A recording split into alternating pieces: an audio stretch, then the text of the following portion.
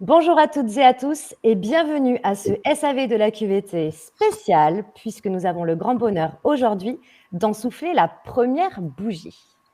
Il y a un an, nous lancions cette initiative assez originale et après 12 émissions, 12 SAV de la QVT depuis avril dernier, nous sommes pleins de fierté et de gratitude d'avoir réuni plus de 2000 professionnels pour parler des sujets qui nous animent, du sujet du bien-être au travail et du respect des travailleurs et des travailleuses.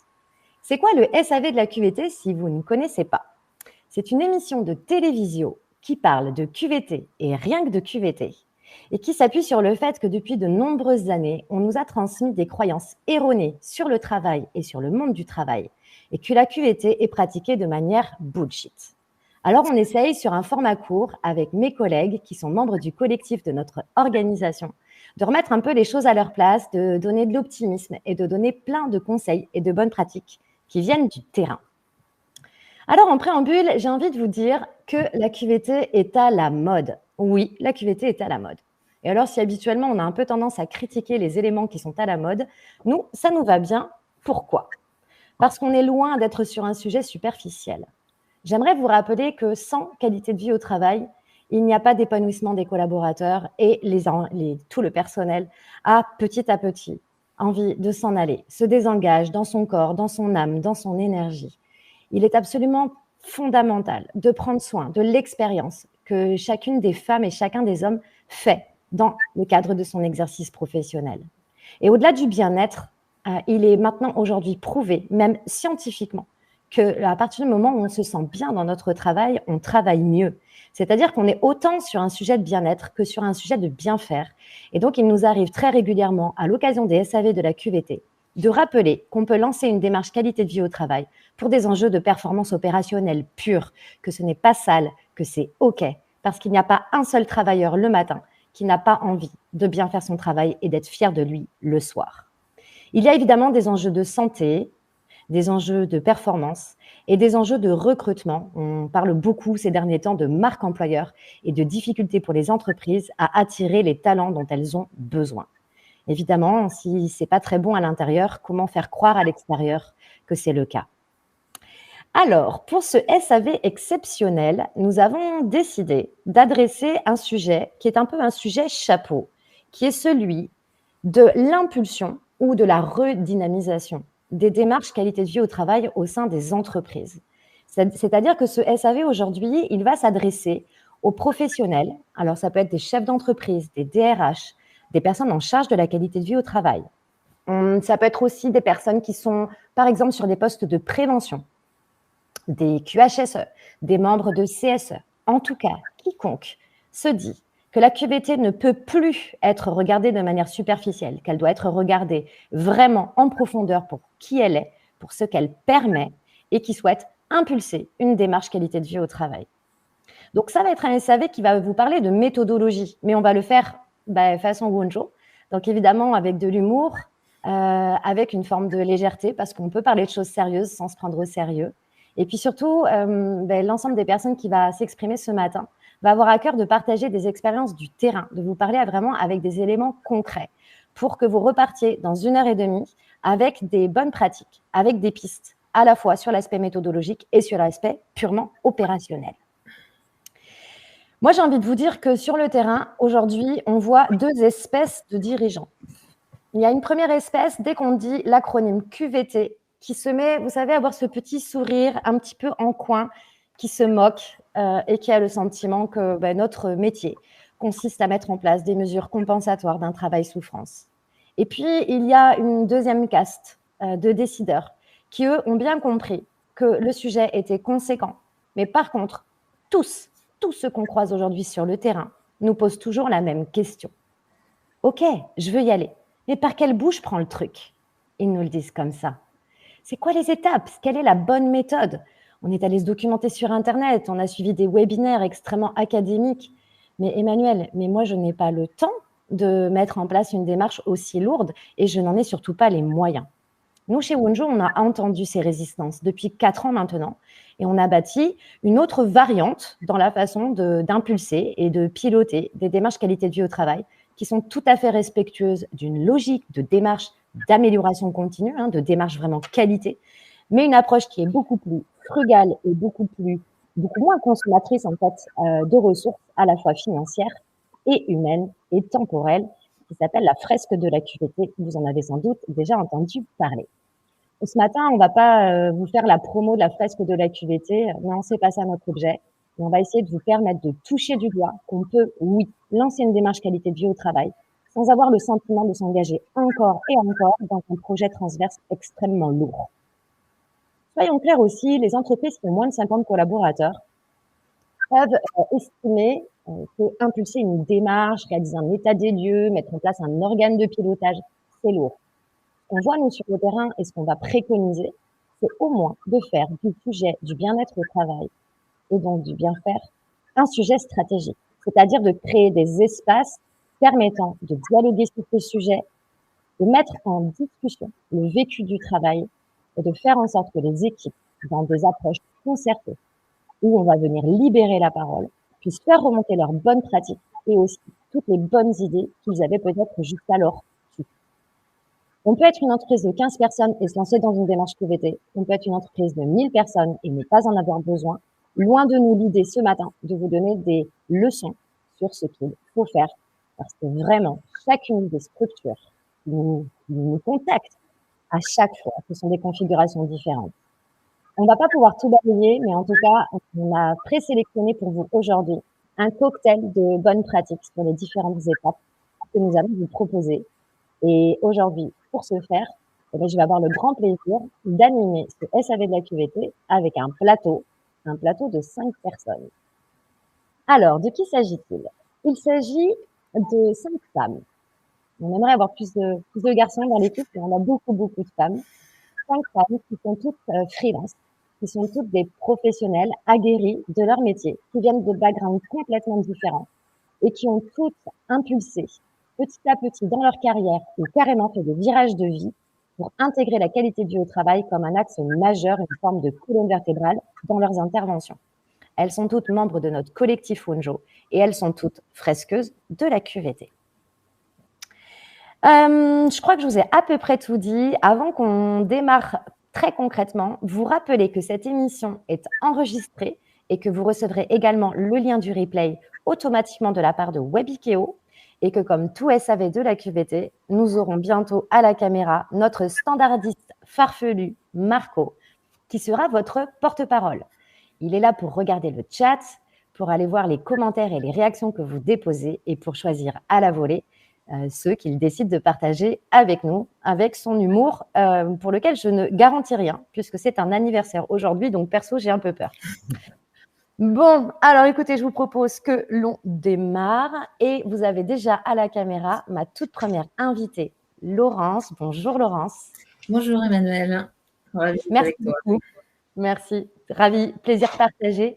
Est-ce que, s'il te plaît, tu peux te présenter pour démarrer? Bien sûr. Alors, moi, je suis donc Laurence Pouzet. Je suis consultante et coach d'équipe. J'ai animé récemment un SAV sur l'écoute salariale et j'accompagne plus généralement les organisations, notamment dans les phases de cadrage en amont du lancement des démarches QVT dont on va parler ce matin. Ok. J'ai déjà un appel pour toi. Service après-vente à QVT. Bonjour, c'est l'anniversaire.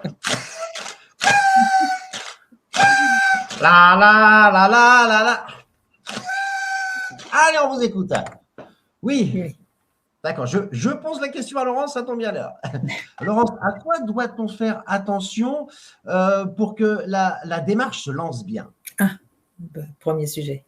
Oui, effectivement, merci Marco. Il y a en effet quelques prérequis sur la méthode. Et tout d'abord, je dirais que pour lancer une démarche, on commence par clarifier les enjeux et la finalité de la démarche. Au départ de toute démarche QVT, il y a une volonté ou une attente qui peuvent être de 2 ordres. Manuel le disait, c'est soit soutenir la performance de l'organisation et ou améliorer le bien-être au travail. Je dirais peu importe laquelle des deux prédomine au moment où on rentre en contact avec l'organisation, puisque dans les deux cas, on entre dans un cercle vertueux. Comme on le disait, une personne qui travaille dans un environnement propice à son efficacité sera bien dans son travail, et une personne épanouie dans son travail sera plus efficace. Donc, la qualité de vie au travail, comme le disait Emmanuel, c'est à la fois le bien-être et le bien-faire, et les deux se nourrissent réciproquement, comme on le voit là à l'écran sur ce joli schéma qu'on vous projette. Le plus important à ce stade, c'est la motivation du dirigeant, de la gouvernance à s'engager dans la démarche, sa capacité à être au clair avec ses objectifs pour donner un cap. Ça nécessite d'identifier en amont, dans la phase de cadrage, les enjeux de l'organisation, et aussi que les décideurs soient bien alignés pour impulser un changement et aller tous dans le même sens. On parle beaucoup de donner du sens, encore faut-il qu'il soit clair et unique. Pour ça, nous nous appuyons le plus souvent sur des temps de réflexion en amont et d'audit, avec les membres du CODIR, par exemple. Comme récemment, je pense à une compagnie d'assurance qui nous a sollicité suite à une dégradation de l'absentéisme, afin de comprendre les causes et d'agir sur les facteurs de risque, ou encore une association caritative dont l'objectif était de renforcer la cohésion et la coopération entre les différents établissements, les différents acteurs, afin d'améliorer le service aux bénéficiaires et le climat social en interne, par exemple. Sur ce point, Laurence, la capacité que va avoir la direction à impulser la démarche, elle est absolument stratégique. On le voit dans des structures où nous, on est contactés par des CSE qui nous disent « s'il vous plaît, faites entendre raison à mon CODIR ou à mon dirigeant ». C'est assez compliqué, en fait. On peut avoir ce rôle, nous, en tant que prestataire, effectivement, d'éveilleurs de conscience et justement, utiliser un langage performance éco, performance opérationnelle, performance financière, parce que vraiment, il faut le rappeler, tu l'as dit, il n'y a aucune honte à lancer une démarche qualité de vie au travail pour régler des problèmes de non-conformité, par exemple, de qualité, pour diminuer le nombre de mécontentements clients ou pour améliorer la coopération entre des services qui fonctionneraient trop en silo et où on aurait du coup des ruptures de qualité dans la chaîne de valeur. Il n'y a aucun problème avec ça. Mais si le dirigeant, lui, profondément, il n'est pas convaincu que la qualité de vie au travail peut être une solution par rapport à ces problématiques, les instances du personnel peuvent avoir des difficultés du coup à ce qu'on leur accorde les moyens de s'y mettre. Il faut que tout ce monde-là soit en synergie sur l'objectif final, finalement, et sur la place des travailleurs dans tout ce processus. Et que tout le monde soit embarqué, finalement. Oui, ça, c'est le deuxième point, effectivement, c'est s'assurer que pour donner un sens et pour que chacun se l'approprie, il est nécessaire que chaque personne dans l'organisation comprenne bien sûr les enjeux, ce vers quoi on veut aller, mais également bien cerner son intérêt et son rôle dans la démarche pour pouvoir y adhérer pleinement, y contribuer efficacement dans le temps.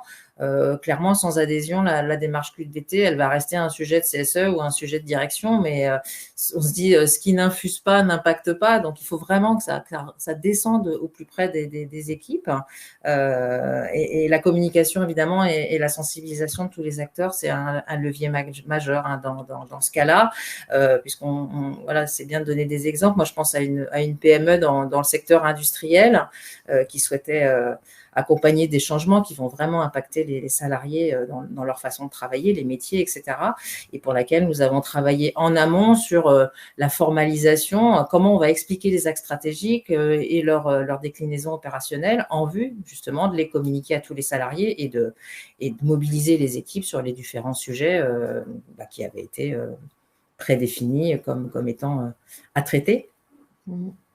Moi, j'ai le sentiment que quand ce deuxième prérequis dont tu parles, embarquer les parties prenantes et notamment les personnes concernées, quand on commence à déployer une démarche QVT et qu'on respecte ce prérequis, on crée ces espaces où on fait l'annonce que le sujet du bien-être est un sujet, c'est-à-dire qu'en fait, la gouvernance met des mots sur le fait que son principal capital, c'est son capital humain.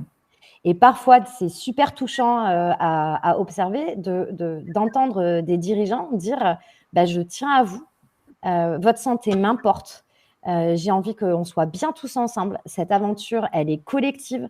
Moi, je n'avais pas créé cette boîte pour moi. J'ai créé cette boîte pour une mission commune. On s'est tous ensemble. Sans vous, j'y arriverai pas. Sans moi non plus. Enfin, en tout cas, j'espère. Il y a souvent un peu d'ironie dans ce genre de situation. Et on a aussi, il faut être très honnête, dans le personnel, alors c'est plus les petites rumeurs au fond de la salle, hein, mais il serait temps. Ça y est.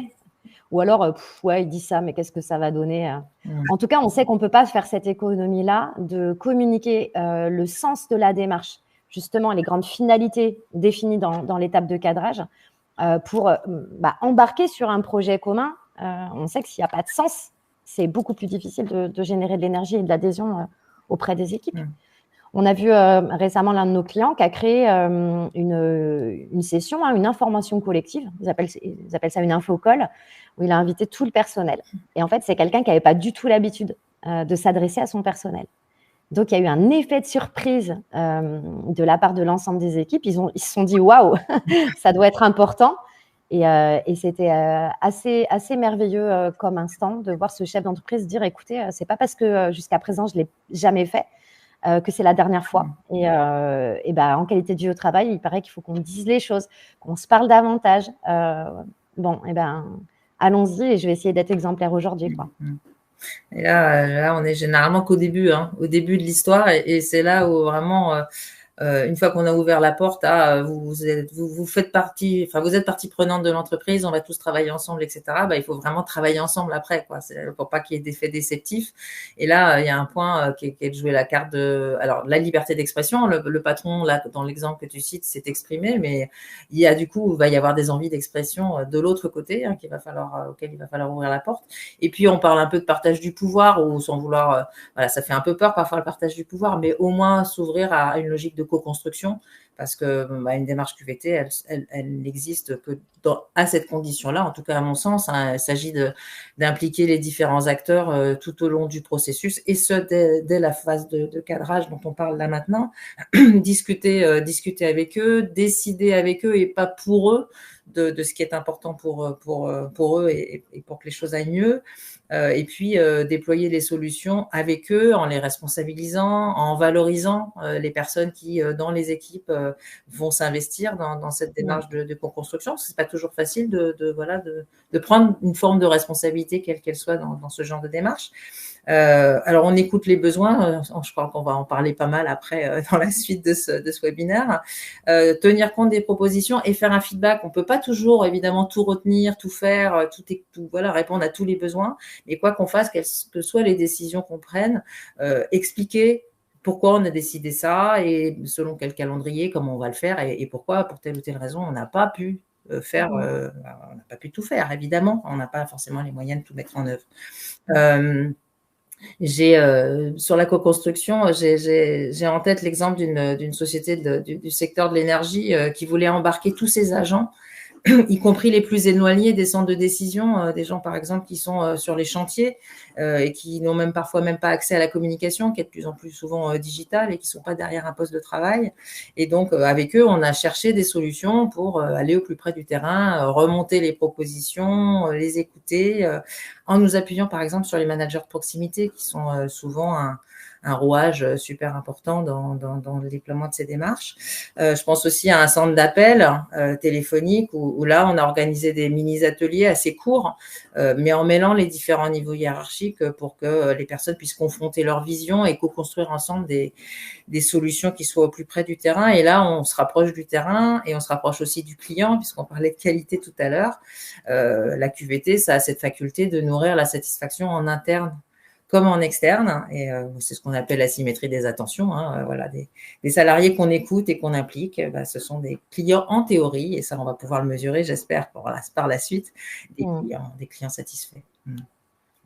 Quand je me fais l'avocat du diable, ou que je me fais la porte-parole des objections qu'on a chez nos interlocuteurs qui sont des décideurs, ils disent mais alors le concept là, c'est que vous allez mettre les gens ensemble pour qu'ils puissent dire ce qu'ils pensent et ce qu'ils ressentent, c'est ça? Oui, mais moi je le sais. Ah, tu es sûr? Bon, même déjà dans un couple, on a du mal à savoir ce qui se passe dans la tête de notre conjoint. Donc, savoir quand on est un manager ou un dirigeant ce qui se passe dans la tête des gens, Et malgré toutes les bonnes intentions, mettre en place des actions, des dispositifs de prise de soin de leur santé et de leur performance, alors qu'on n'est pas à l'intérieur de leur cœur, de leur corps, de leur tête, malheureusement, ça reste souvent des belles intentions et parfois, ça peut coûter de l'énergie, du temps, de l'argent et être absolument improductif. Donc oui, le sujet, c'est de libérer la parole pour savoir comment chacune et chacun vit son travail, ce qu'elle ressent, ce qu'elle pense, ses frustrations, ses idées, peut-être qu'elle n'avait pas encore mis dans le champ du collectif. Et donc, il y a 2 expressions qui reviennent régulièrement sur le terrain. La première, c'est la boîte de Pandore. Non, mais Emmanuel, là, on va ouvrir la boîte de Pandore. La grosse peur. Dans la boîte de Pandore, il y a peut-être plein de caca, mais il y a peut-être aussi plein de pépites. Et c'est ça qui va être intéressant à souligner quand même, c'est qu'en qualité de vie au travail, oui, on va évidemment aller chercher ce qui fait mal et on va procéder par de l'analyse des risques. Et oui, on va aller chercher toute la dimension pathogène du travail, mais on va aussi aller chercher tout ce qui fait que ces travailleurs, ces travailleuses, chaque jour se lèvent, viennent travailler, faire ce métier dans cette entreprise, leur attachement, tout ce qui les rend fiers et qui contribue à leur engagement chaque jour. Et puis, on va même, du coup, en ouvrant cet espace de dialogue, pouvoir recevoir aussi des informations qui seraient complètement passées à l'as sinon. C'est-à-dire qu'on met le projecteur en disant « allez-y ». Il y a une liberté, vous pouvez exprimer aussi vos envies, vos idées et être force de proposition. Je crois qu'aujourd'hui, en 2024, on ne peut plus faire comme si les travailleurs étaient simplement des robots qui effectuent des tâches, quoi. Ouais, puis on sait tous la vertu de lever la tête du guidon. Tous les gens qu'on rencontre, et quel que soit le niveau hiérarchique dans l'entreprise, disent « Ah là là, mais voilà, d'un seul coup, on y voit plus clair. » Et puis d'échanger, c'est comme ça qu'on trouve les solutions. C'est ça.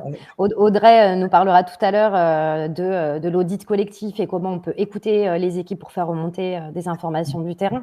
Et on a Isabelle tout à l'heure qui nous parlera des EDD, des espaces de discussion, qu'on renomme de plus en plus d'ailleurs EDT, des espaces de discussion sur le travail, pour bien se rappeler qu'on parle du travail, et qui sont des espaces absolument merveilleux pour aller encore plus en profondeur dans les sujets qu'on a diagnostiqués.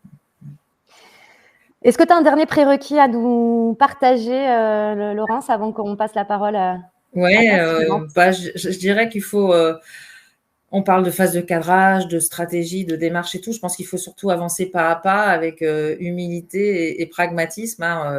Nous avons, nous, consultantes, des outils et des méthodes que les intervenantes suivantes vont détailler d'ailleurs pour enclencher rapidement et efficacement une démarche. Pour autant, la QVT, ça se construit au jour le jour, dans une logique de test and learn. C'est pas une science exacte, donc mais si on y va avec conviction, si on y va avec pragmatisme, les résultats sont là. Voilà, je pense qu'il faut faire confiance, il faut démarrer avec les moyens qu'on est prêt à y consacrer, mais en y croyant vraiment et en laissant à chacun une place à l'initiative et à la prise de risque avec une forme de droit à l'erreur. C'est comme ça qu'on obtient les meilleurs résultats.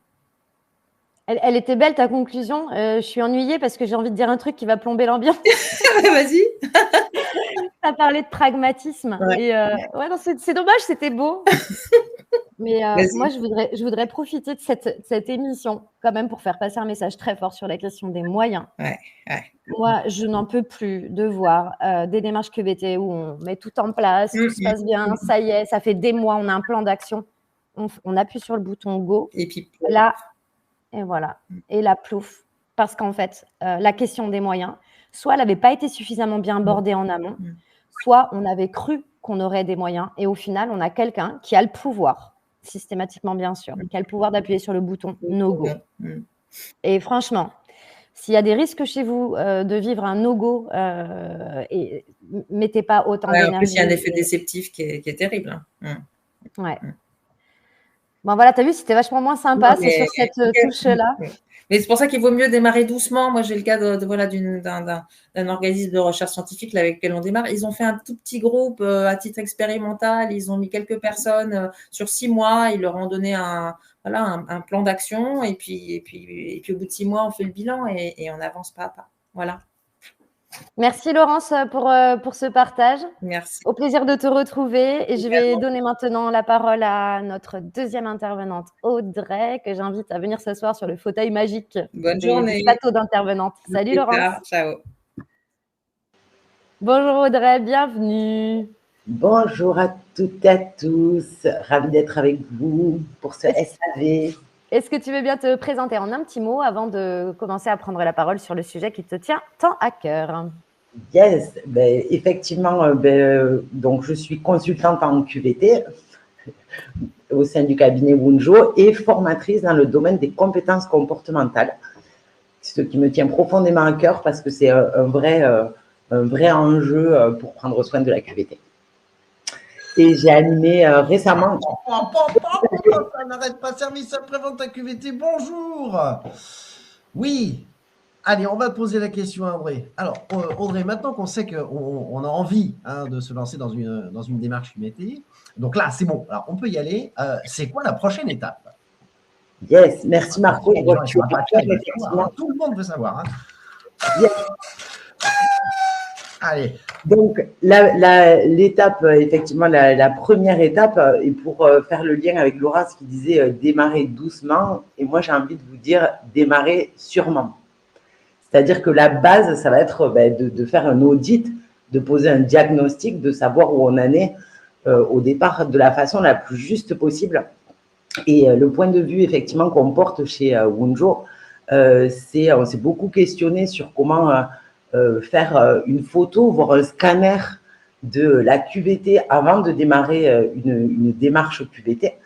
Et ce qu'on a voulu faire, c'est déjà revenir au fondement. Donc, j'ai quand même envie juste de revenir sur la définition de la QVT où on va parler d'un sentiment de bien-être perçu individuellement et collectivement. Donc, on va être sur une perception. Et dans un deuxième temps, dans ce mot QVT, il y a le mot travail, et la définition du travail, ça va être une activité qui va permettre de satisfaire l'ensemble des besoins et de transformer la réalité. Donc, on va vraiment être en fait sur une perception, sur un sentiment, sur des besoins. Donc, pour éviter l'écueil de questionner comment je trouve mon entreprise et d'avoir une vision que collective, nous, on a vraiment voulu prendre ce parti de dire comment faire pour aller directement chercher individuellement et collectivement en fait les besoins des individus. Je vois que tu avais envie de rebondir, Emmanuel. Oh oui, bien vu, tu calibres bien. Pareil, j'aime bien faire remonter un peu les expressions du terrain et en fait, ce qu'on voit sur le secteur de la QVT, c'est des décideurs qui disent moi, j'aimerais bien prendre la température de comment ça va dans ma boîte. Et alors là, je réponds mais moi, j'ai jamais pris la température de mes enfants si je suspectais pas qu'ils aient de fièvre. Et donc, pour reboucler avec ce que disait Laurence, à la base, la direction, elle sent des symptômes. Elle a une intention. Il y a bien une finalité. Donc, ça permet parfois d'aller très rapidement à l'identification de le sujet porté par la gouvernance, c'est lequel. Et puis, il y a une deuxième expression qu'on voit, alors là, plutôt chez nos confrères, c'est ils réalisent des enquêtes QVT. Moi, perso, je mène aucune enquête si je n'ai pas une suspicion de meurtre. Et c'est assez drôle de voir à quel point dans notre secteur d'activité, dès qu'on parle d'aller prendre une photo ou comme tu l'exprimes, un scanner d'une situation, tout de suite c'est connoté négativement. Comme si finalement on ne pouvait pas être en démarche d'écoute de comment vont les humains au travail sans finalement s'être déjà un peu pris les pieds dans le tapis ou sans voir la montagne qui arrive vite dans le visage, quoi. Yes.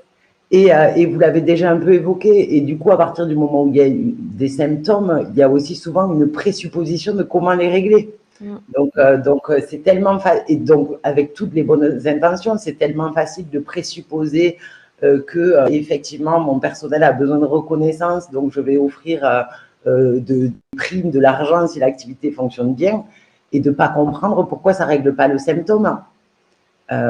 Donc avant de donner des détails un peu plus concrets, j'aimerais partager effectivement le point de vue et la façon dont on a finalement opérationnalisé ces définitions et notamment la pyramide de Maslow. Nous, on est parti sur un point de vue où on va aller identifier les besoins, donc avec une rosace représentée sous forme de rosace avec 5 grandes catégories. Et ce qui est hyper intéressant, c'est qu'on a identifié que ces 5 grandes catégories de besoins le plaisir, on a tous besoin voilà, de kiffer quand on va au travail, on a besoin de se sentir en sécurité, on a besoin de sens, de savoir qu'on contribue à quelque chose qui a du sens, de pouvoir agir, d'avoir de l'autonomie et du pouvoir sur notre réalité pour la faire évoluer, et un besoin d'inclusion, donc d'appartenir à notre entreprise, d'appartenir à notre équipe. Et donc, on va partir de ça, en fait, pour évaluer. Donc, la petite photo qu'on voit au milieu, en fait, c'est une photo du diagnostic de QVT personnel. Et on va pouvoir évaluer celui de l'équipe, mais ça va être une consolidation, effectivement, anonymée des résultats de tous les individus. Et c'est hyper intéressant parce qu'il va y avoir plusieurs choses. La première chose, c'est qu'on a tous besoin de tout, mais on ne va pas en avoir besoin, en fait, en même quantité. Et dans tous les cas, même si on avait les mêmes besoins, on n'a pas la même façon de les satisfaire en fonction de qui on est. Donc, nous, on va vraiment aller regarder et les besoins individuels et donc au niveau après collectif quand on est consolide, et surtout le vécu. Parce que finalement, j'ai très très faim et j'ai pas assez à manger, ben, c'est pas grave si j'ai envie d'être au régime en ce moment et que ça me satisfait de ne pas avoir beaucoup à manger. Par contre, voilà, si j'ai très faim, qu'on me donne à manger à ma faim, mais que c'est un plat que je déteste, ça va pas aller non plus. Donc, il y a vraiment en fait cet ajustement d'identifier pour ne plus présupposer et d'aller chercher à nourrir le besoin de la façon qui satisfait les individus et le collectif. Et quand tu dis tout ça, on touche vraiment du doigt la complexité de l'être humain. Parce que ça serait tellement plus simple de se dire, OK, dans mon équipe, ils se plaignent tous de ne pas avoir de reconnaissance. Hop, je fais un petit chèque. Réglé. Et effectivement, ça va peut-être combler un besoin d'estime de soi, de valeur professionnelle, d'avoir une prime pour une personne dans l'équipe, mais peut-être que pour une autre, ça sera exactement le contraire de ce qu'il fallait faire. Et c'est là où on se rend compte que le management individualisé dont on parle de plus en plus, c'est énormément de boulot parce que ça demande de connaître et de comprendre chacun des individus. Et les managers nous disent qu'ils n'ont pas le temps de savoir à quoi tourne chaque collaborateur. Et en fait, où est l'outil qui te permet de savoir en quelques minutes, voilà à quoi je tourne, voilà ce dont j'ai besoin et voilà comment tu pourrais mieux prendre soin de moi, toi mon collègue, toi mon manager, toi mon entreprise. Et c'est ce qu'on fait avec ma QVT, ouais. Exactement. Et une fois effectivement qu'on l'a identifié, alors effectivement, vous avez aussi souligné toute l'importance de la démarche, de la mise en action, de la continuité. C'est-à-dire que c'est super de l'identifier. Et après, il va y avoir, et là je fais le lien avec les fameuses compétences comportementales, et vraiment en fait en co-responsabilité de tous les individus, de pouvoir après exprimer. C'est-à-dire exprimer, c'est imprimer à l'extérieur. C'est-à-dire d'abord, faut-il que je sois consciente de mes besoins. Qui s'est posé aujourd'hui la question en commençant à travailler, de savoir à quoi il aspire, de quoi il a besoin. Et une fois, alors c'est pas qu'on en est inconscient, on est plutôt non conscient de nos besoins. Et in fine, une fois qu'on les ramène à la conscience, faut-il être en capacité de l'exprimer et de l'entendre de l'autre côté pour avancer ensemble et co-construire la suite. Et il y a une petite chose, effectivement, sur laquelle je voulais rebondir, et je pense que tu le feras aussi après. Ça nous permet aussi vraiment de regarder, alors dans ces besoins-là, autant des besoins qui vont nous permettre de bien être et de bien faire ensemble. Parce que, donc, effectivement, je rebondissais sur le fait que j'avais animé un SAV sur concilier bien-être et performance. Et la QVT, il ne s'agit pas de choisir. Je pense que ça fait aussi partie des peurs ou en tout cas de ce qui n'est pas clair dans le sujet de la QVT. Et c'est aussi tellement chouette pour l'avoir vécu avec des équipes encore récemment de se rendre compte de tout ce qui va bien et de comment prendre soin de nourrir ça. Et effectivement, sur le terrain, quand on sait que les équipes, elles ont pas d'espace en fait pour faire remonter la façon dont elles vivent les choses, que ce soit du côté négatif de la chose ou du côté positif. Il y a ce truc qui est super fort quand les résultats de l'audit collectif sont affichés. Quand on fait un baromètre social, la moindre des choses, c'est de restituer au personnel les résultats. Bon, chez nous, ça se fait en live puisque c'est une demi-seconde après avoir réalisé son propre autodiagnostic, mais peu importe. En tout cas, il y a cette photo ou ce scanner, si on décide de porter le regard que finalement on va à l'intérieur vraiment des choses, Et là, l'équipe, elle voit comment vont les autres et comment va cette personne qui s'appelle l'équipe. Et le fait que ça soit graphique, qu'il y ait des schémas, qu'il y ait des courbes, qu'il y ait et qu'on le discute, que nous, on le présente, oui, en tant que consultante, mais qu'on crée des espaces pour que les gens discutent de ça. C'est comme si d'un seul coup, comme c'était matérialisé, graphique, visuel, sur l'écran, géant, dans ce silence de cette attention, c'est comme si d'un seul coup, ça existait vraiment. Moi, je suis toujours très touchée par les gens qui nous disent ça. J'ai le sentiment que ce que je ressens est reconnu parce qu'il est là écrit. Mais en fait, presque, ça ne serait pas reconnu qu'il faudrait dire, c'est juste connu, parce que la reconnaissance suppose qu'on connaisse déjà. Bon, voilà. Et c'est toujours très fort. J'ai un peu l'image de l'iceberg, tu sais, où en fait, on voit que la partie émergée de l'iceberg. En faisant un audit QVT, vous allez vraiment plonger à l'intérieur de votre boîte et aller scanner plein d'aspects que vous n'aurez peut-être même jamais abordés parce qu'il n'y a pas d'espace pour aborder ça. Tout à fait. Tout à fait. Et autant dans ce qui va moins bien que dans ce qui va bien, c'est de vrais points d'appui et ça. Je trouve qu'une fois que c'est identifié, alors là, sur du retour d'expérience, il y a aussi naturellement cette capacité à identifier pour quelles raisons. Et il a la facilité sur une journée, on arrive à passer de l'identification des besoins à directement en fait des actions très très concrètes pour prendre soin de ça. Donc voilà, ça c'est la base et les fondements qui permettent de partir sur des bonnes bases, quoi. Bah, merci, tu me fais la super transition. Donc, on a eu Laurence qui nous a parlé des prérequis et plutôt de la partie cadrage.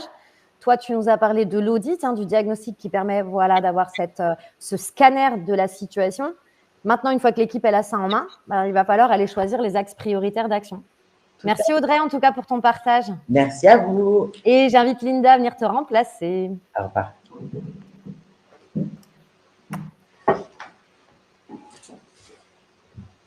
Et bonjour Linda. Bonjour, bonjour Marco. Bienvenue. Merci. Est-ce que tu veux bien te présenter en quelques mots avant de rentrer dans le vif du sujet? Oui, bien sûr. Donc moi, je suis Linda Longeau, je suis coach certifiée et consultante en change, spécialisée dans l'accompagnement de l'humain et dans les organisations tant au niveau individuel que collectif. Et j'ai animé, moi, le SAV numéro 5 qui était sur le sujet de la coopération comme voie vers la QVT et la performance. Et donc, j'ai ajouté depuis déjà quelques temps l'étiquette consultante QVT à mes différentes compétences aujourd'hui. Merci, Linda. Service après-vente à QVT, c'est l'anniversaire, c'est la folie. Bonjour. Oui. Ah oui, bah oui, le scanner, oui. Ça vous a parlé, ça, le scanner, hein? Bah oui. Alors, on va demander. Oui, bah oui, on fait comme ça. Oui, on va demander à Lynn. Oui, voilà. Vous êtes très énervés. Ils sont très, très énervés. Alors, maintenant qu'on a ce scanner de la situation, oui, d'accord, mais on en fait quoi? En fait, une fois qu'on a justement fait ce scanner des besoins individuels et collectifs, qu'on les a partagés aussi, et ça c'est important, c'est ce qui était dit juste à l'instant, de ce temps de partage et d'attention, où finalement il y a les yeux qui s'ouvrent, les oreilles qui s'ouvrent, et on a appris plein de choses. Il va être nécessaire finalement d'identifier quels sont les axes prioritaires à travailler. Et pour ça, en fait, on va croiser les enjeux et les objectifs de l'entreprise tels qu'ils ont été identifiés au tout début par les dirigeants, par ceux qui en tout cas ont cadré cette demande, et puis ce qui émane finalement du terrain et comment est-ce qu'on peut s'orienter dans une démarche ciblée et utile. Et ça, c'est vraiment hyper important d'avoir ça en tête. C'est-à-dire que c'est ce dont on parle depuis tout à l'heure, pragmatisme, réalisme, on est en plein dedans. C'est-à-dire que là, OK, on rentre dans cette étape suivante de comment est-ce qu'on peut justement rentrer en cohérence avec les besoins réels du terrain. Donc, c'est ce que tu disais tout à l'heure, Emmanuel, c'est qu'en fait, on a en effet tous au départ, ces symptômes qui ont été identifiés. Et maintenant, il va falloir aller essayer d'identifier les causes et en faire des vrais sujets à traiter. Donc, c'est qu'est-ce qu'on fait finalement de toute cette matière récoltée? Où est-ce qu'on met notre énergie pour répondre aux besoins de tous? Et quand je dis de tous, c'est aux besoins de la direction, de la ligne managériale et de tout à chacun finalement dans l'entreprise, que je sois salarié à n'importe quel niveau ici. Et en fait, l'idée, c'est de se poser la question de qu'est-ce qui est en jeu finalement dans une démarche QVT. Et en fait, il y a toutes sortes de sujets possibles que la démarche QVT peut adresser. Alors, je crois qu'on a une petite illustration normalement pour ce sujet-là. L'idée, en fait, ici, vous voyez, c'est qu'on a finalement 5 grands axes, 5 différents niveaux sur lesquels, en effet, on peut aborder la démarche QVT. Pourquoi est-ce que c'est un cercle? D'abord parce que tous ces niveaux sont finalement fortement interdépendants. Ça veut dire quoi? Ça veut dire qu'en fait, des manquements sur l'un aura probablement des impacts sur un autre. Et de la même manière, travailler sur l'un, agir sur l'un aura des répercussions sur un autre. Et puis, c'est important aussi d'avoir en tête que lorsqu'on travaille sur ces différents niveaux, on travaille aussi en se posant à la fois la question de qu'est-ce que finalement je pourrais entretenir, maintenir, voire développer dans ce qui fonctionne bien, et en même temps, qu'est-ce qu'on doit améliorer, et surtout qu'est-ce qu'on doit finalement aussi soigner efficacement dans ce qui ne fonctionne plus. Donc, c'est finalement ces différents apports des remontées de terrain vont permettre d'identifier les causes racines des symptômes qui auraient pu être au préalable identifiés. Prenons l'exemple, par exemple, de la fidélité. Alors, la fidélité, grâce au diagnostic QVT qui va être fait du vécu du travail tel qu'il a été remonté par chaque travailleur, on va pouvoir, par exemple, identifier que le symptôme turnover, qui est un symptôme, on est bien d'accord, c'est une conséquence. Le symptôme du turnover, il peut être lié finalement à des choses beaucoup plus concrètes et pragmatiques comme un manque de clarté sur les périmètres de chacun, un manque de soutien de la hiérarchie.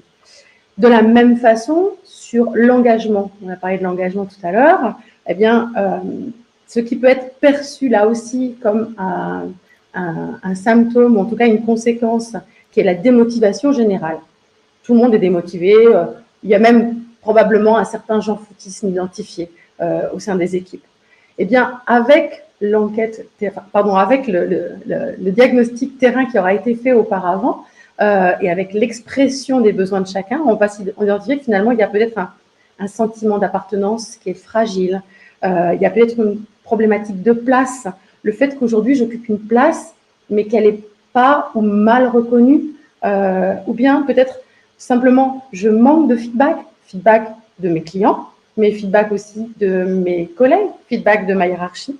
Donc, il y a en tout cas un cercle de feedback qui existe dans l'entreprise et peut-être qu'il y a justement des points à améliorer sur un axe en particulier. Si je prends un autre enjeu important aussi dans cette priorisation, qui est la santé au travail. L'un des symptômes les plus impactants en termes de santé au travail, ça va être le burn-out. Et en croisant avec les remontées du terrain, là aussi, on va pouvoir peut-être mettre en évidence qu'en fait, ce sujet, il est lié avec, d'un côté, pour certains, un surengagement, un équilibre de vie privée, vie pro, qui est mis à mal. On va peut-être se rendre compte aussi qu'il y a un sujet autour du relationnel et des relations peut-être soit manquantes, soit peut-être même toxiques dans certaines équipes. Et donc un sentiment d'isolement pour certains. Et puis si je continue à faire mon petit tour dans la roue finalement des grands enjeux qui sont en lien avec la démarche QVT, il y a également la qualité du travail. Alors là, on va faire le lien direct aussi avec la performance. Là, très clairement, le symptôme numéro 1, c'est en effet, comme tu disais tout à l'heure, Emmanuel, des non-conformités ou alors des clients insatisfaits. On a peut-être même aussi des relations houleuses avec certains prestataires externes ou des commanditaires. Donc, en fait, on va se rendre compte là aussi, à travers les remontées de chacun, que finalement, derrière ça, il y a un manque de moyens pour bien faire son travail, un sous-effectif ou en tout cas, il nous manque la façon, on a envie de bien faire, mais on n'y arrive pas, on ne peut pas. C'est d'ailleurs souvent ce qui est remonté. J'aimerais pouvoir bien faire, mais je n'y arrive pas, je n'ai pas les bons outils. N'oublions pas, je fais une toute petite parenthèse, les problématiques en lien avec les SI dans les entreprises sont une source de stress énorme pour tout un chacun. Il y a souvent un énorme delta entre ce que le SI de ma boîte me propose et ce que je peux faire sur mes outils personnels. Voilà, je ferme la parenthèse. Mais c'est un exemple qui, pour moi, est très parlant. Il y a aussi, en sous-jacent de ça, au-delà des moyens, il y a peut-être aussi, j'aimerais faire mieux, mais je ne sais pas faire. Donc, un manque de soutien en termes de compétences. Voilà, j'aimerais pouvoir apprendre, mais je n'en ai pas la possibilité aujourd'hui. Et puis aussi, peut-être un manque de responsabilité partagée. En comprendre finalement dans mon poste en quoi ce que je fais peut avoir un impact en amont ou en aval dans le processus opérationnel. Avoir cette vision d'ensemble, en fait, est absolument essentiel pour justement bien faire. Et puis, si je continue, j'ai aussi la partie recrutement et intégration. Et là aussi, le constat est souvent fait que finalement, les nouvelles recrues ne restent pas. Alors ça, c'est le grand sujet du moment. Hein. Pourquoi les gens ne restent pas et finalement, là aussi, en regardant de plus près et en allant scanner, ce fameux scan, il va nous permettre de voir qu'il y a un gap entre le discours, marque employeur, et la réalité. Et parfois, cet effet de surpromesse, il est assez dévastateur. Je rentre dans l'entreprise et je suis déçue. Donc, je ne reste pas. Et puis, n'oublions pas l'accueil. Une fois que je suis rentrée, comment est-ce que je suis intégrée? Comment est-ce que je suis accompagnée sur chacune des étapes? Et si, en effet, je suis un peu lâchée au milieu de tout ça et qu'au bout de 3 mois, je n'ai toujours pas compris finalement comment fonctionne cette entreprise, qui est dans l'organisation, qui sont mes collègues, autant d'éléments qui vont forcément impacter fortement la qualité de vie au travail. Alors, sur chacun de ces axes, je vous ai donné des exemples de symptômes, je mets des guillemets, malades. Évidemment, il y a aussi des symptômes sur tous ces axes de choses qui sont positives. Donc, et c'est là aussi où il y a un vrai intérêt dans la démarche, c'est qu'on va se poser systématiquement les questions de savoir qu'est-ce qui fonctionne bien, c'est quoi aussi les signes de la bonne santé. Et on n'a pas le temps, mais je pourrais vous reciter des exemples de bonne santé sur chacun de ces axes. D'ailleurs, je vous invite à vous poser la question de qu'est-ce qui va bien aussi pour vous dans votre organisation, que ce soit sur l'ensemble des axes qu'on a vus. Donc, il y a en effet, c'est ce que nous propose dans le schéma qu'on a à l'écran, c'est finalement, allons chercher aussi les sujets qui vont bien, qui sont aussi tout autant que les sujets à améliorer et les sujets à soigner. Pourquoi? Parce que investir de l'attention et de l'énergie à identifier, conforter, préserver ce qui va bien, n'oublions pas, le positif, ça fait du bien, ça allège et ça renforce aussi l'engagement. Et ce sera tout autant utile que d'aller identifier, à améliorer et régler ce qui ne va pas. Donc, la priorisation, qui va venir justement dans une fois qu'on a finalement fait ce scan, on va prioriser. Pourquoi? Parce que finalement, ça va permettre 2 choses. La première, c'est d'ouvrir la voie, encore une fois, à chacun. C'est-à-dire que la même façon que chacun a pu s'exprimer sur c'est quoi, moi, ma QVT aujourd'hui, eh bien, chacun va pouvoir dire, eh bien, moi, je considère qu'aujourd'hui, ce qui est urgent à traiter, c'est.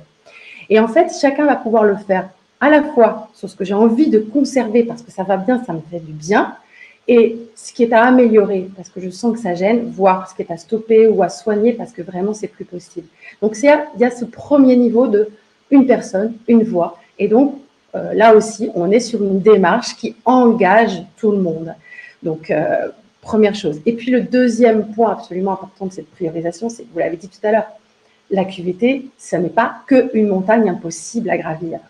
C'est une montagne que l'on peut gravir à condition de prendre le petit chemin, celui qui est pratique à prendre, celui qui va être peut-être le même plus efficace et dans lequel on peut s'engager assez vite parce qu'on a suffisamment de bonnes chaussures, le sac à dos est suffisamment plein pour y aller et pour aller chercher justement ce qu'il nous faut. Donc, la priorisation, c'est aussi finalement se donner la possibilité d'avoir finalement des moyens pour y arriver. Et ça, c'est aussi très important. Donc, et je fais le lien évidemment avec ce que tu disais tout à l'heure, Emmanuel. Hein.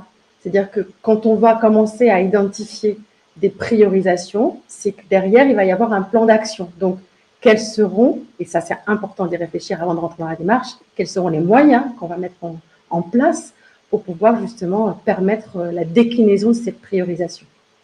Donc, toi aussi, tu es OK pour finir ta prise de parole par un truc pas drôle qui est les moyens. Merci pour ta solidarité. Pragmatique et réalisme. Yes. Absolument essentiel parce que trop souvent, en fait, on a tendance à mettre derrière le mot QVT quelque chose qui serait de l'ordre des bisounours. Donc, non, on n'est pas dans le monde des bisounours.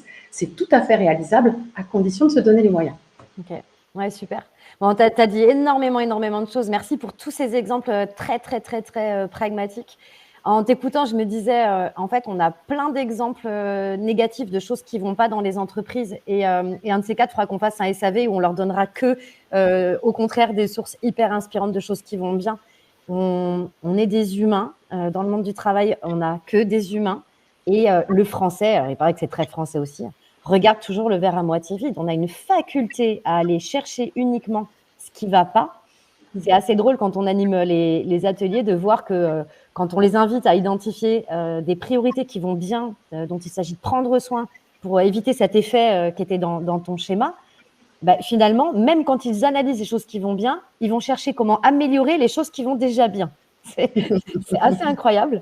Ouais, et il y a un deuxième effet qui se coule quand on déploie cette méthode de discuter ensemble de quels sont les axes prioritaires, où est-ce qu'on a envie de mettre de l'énergie ensemble.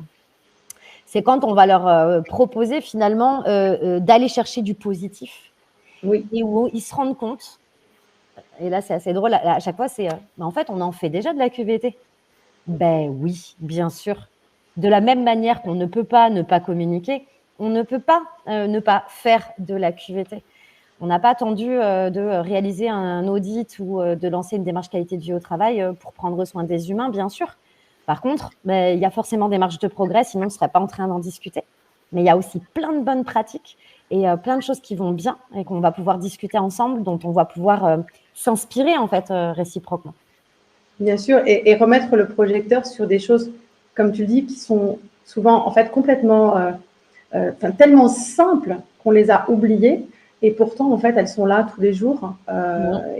Et c'est aussi l'occasion, c'est extrêmement rassurant aussi pour les personnes qui participent à la démarche et qui vont justement chercher ce qui va bien aussi. Et c'est vrai que le fait de venir se dire à un moment donné, dans l'étape de priorisation, avoir à l'écran finalement du vert tout autant que du orange et du rouge, donc le vert c'est ce qui va bien, l'orange amélioré et le rouge c'est ce qui ne va pas, hein, et ben, c'est de se dire, ah ouais, et en fait il y a quand même beaucoup de choses qui vont bien. Mais c'est très vrai. Et souvent, on dit à nos prospects, ceux qui n'ont pas encore travaillé avec nous, qui ne connaissent pas encore notre méthode, et on leur dit, mais ça va vous faire un bien de vous rendre compte que les gens, ils n'ont pas que des problèmes. Le poids de la responsabilité de comment vont les gens, il va s'alléger parce qu'en plus, vous allez leur rappeler qu'à un moment donné, quand il y a des choses qui ne vont pas bien, ils ont peut-être une petite part de responsabilité dedans. Donc, ouais, allons regarder les choses qui vont bien, remettons un peu les choses à leur place. Et puis, mettons-nous en mode action. C'était ma façon à moi de te dire au revoir, Linda, et de faire la transition avec Isabelle. Merci pour tout. Merci. À bientôt, Linda. J'ai le grand plaisir d'accueillir maintenant Isabelle qui va nous rejoindre. Isabelle, je te laisse te présenter dès que tu as pris tes aises. Bonjour tout le monde. Donc, je m'appelle Isabelle Breil et je suis coach et consultante QVT, donc qualité de vie au travail. Donc, moi, j'accompagne les individus et les équipes à retrouver leur enthousiasme pour aller travailler. Et j'avais aligné le SAV sur la co-responsabilité. Donc, voilà, que l'entreprise et l'organisation a des choses à mettre en place, mais les salariés, les collaborateurs ont tout un rôle à jouer pour être aussi acteurs de leur bien-être. Ah, dès qu'on change de personne, ça téléphone. Service après-vente à QVT, bonjour, c'est l'anniversaire. Oui. Et oui, bah oui, au fond. Oui, du concret, oui. On va demander à Isabelle, justement. Oui, alors, on sait maintenant sur les vrais sujets sur lesquels il va falloir agir, mais ce n'est pas encore vraiment très concret, ça, si? Exactement. Donc, ce que veulent les équipes, c'est vraiment des actions et du concret, des choses simples à mettre en place. Donc, il n'y a rien de pire que de mettre en place un séminaire, de faire travailler toutes les équipes sur des plans d'action et qu'il ne se passe rien après. Donc, vraiment, ça peut entraîner un manque de motivation, un manque d'engagement, mais surtout un manque de confiance. Vous pouvez complètement perdre la confiance de vos équipes et c'est un sentiment qui est très difficile à récupérer. Donc, je vous engage à vraiment faire des actions. Donc, on va voir concrètement comment on peut mettre en place un plan d'action. Donc, un plan d'action, c'est quoi finalement? C'est juste coécrire des solutions ensemble. Donc, il y a bien le côté ensemble qui est important. Donc, le but d'un plan d'action, c'est se dire finalement comment on met des solutions en place et comment concrètement, comment on fait, qu'est-ce qu'on fait pour aller mieux et pour travailler mieux ensemble. Donc, évidemment, le but, c'est de libérer la parole, donc de pouvoir faire des brainstorming et de partager son vécu. Donc, comme le disait Emmanuel tout à l'heure, on ne nous a pas attendu pour voir ce qui allait mal ou ce qui allait bien. Et il y a déjà plein de gens qui mettent en place plein de choses dans l'entreprise, qui ont leurs propres astuces, mais comme la discussion se fait de moins en moins, ils n'ont pas d'espace pour communiquer, ben, chacun va garder ses bonnes astuces pour lui. Donc, le but, c'est déjà de pouvoir voir les bonnes pratiques de chacun et d'imaginer aussi des nouvelles façons de faire pour essayer d'améliorer les choses. Donc, en fait, le point de vigilance par rapport à ce contenu et à ce plan d'action, il y en a deux, c'est de toujours regarder le bien-être et aussi le bien-faire, de ne pas se focaliser sur l'un ou l'autre, et aussi, comme l'a dit Linda, de bien moins aller voir ce qui va bien et ce qui est amélioré. Sur la forme des plans d'action, Isabelle, parce que j'imagine des personnes qui n'ont jamais impulsé, engagé une démarche qualité de vie au travail, qui t'entendent et qui se disent « Ok, donc si j'ai compris, les gens, on les met tous ensemble. Ils ont défini ensemble les axes prioritaires comme Linda l'a préconisé. Donc, on a une thématique chapeau. Et là, donc, les gens, ils font remonter des idées, des pistes. Et ça prend quelle forme, en fait? En fait, c'est sous forme de brainstorming. Donc, on a identifié des groupes de travail, donc en fonction de ce qui va bien, de ce qui est amélioré et ce qui doit être amélioré. Donc, le vert, donc ce qui va bien, l'orange, ce qui est amélioré parce que ça risque de s'écrouler vers le rouge, et le rouge, donc ce qui va pas bien. Et donc, on va vraiment leur demander de travailler ensemble pour, comme je le disais, pour faire remonter les bonnes pratiques qui existent déjà. Par exemple, on avait une personne l'autre jour qui avait mal au dos et qui avait trouvé un coussin chez Decathlon pour améliorer son confort. Et voilà, rien que de fait de partager ça, ça peut donner des bonnes idées à d'autres. Et ensuite, c'est vraiment faire émerger des nouvelles idées ensemble. Voilà. Et en fait, ensuite, toutes ces bonnes idées, on les recueille et ensuite, il faut mettre il faut établir un plan d'action. Donc, souvent, les erreurs de plan d'action, pourquoi ça ne fonctionne pas? Souvent parce qu'il n'y a pas d'objectif précis. Donc, c'est des idées beaucoup trop, pas assez concrètes, justement. Donc, pour avoir un objectif précis, tout le monde connaît l'acronyme SMART, donc il faut que ce soit spécifique et positif. Il faut que ce soit mesurable. Comment on va savoir qu'on a atteint notre objectif? Il faut que ce soit atteignable, réalisable, on y reviendra, et défini dans le temps. Donc, une action, ça commence quand on met vraiment un temps défini dessus et quand est-ce que ça démarre.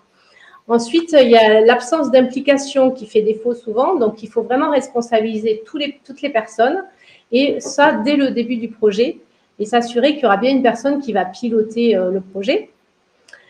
Les erreurs à éviter aussi, c'est le manque de réalisme.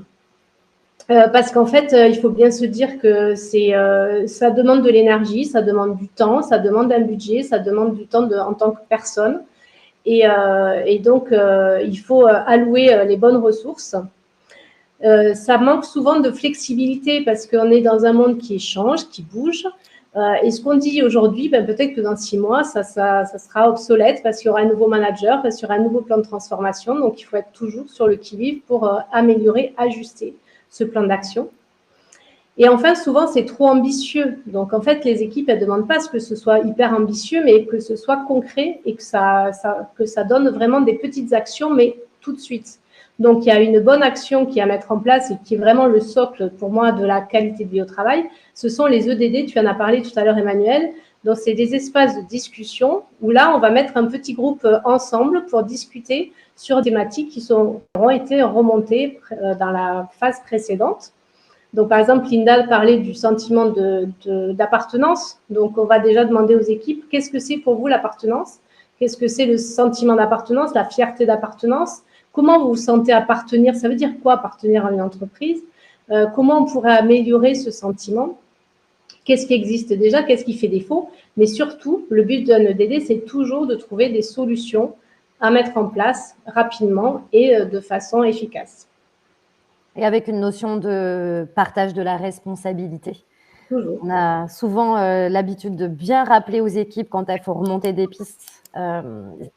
Le fait que chacun et chacune d'entre nous, on est co-responsable de ce qu'on vit.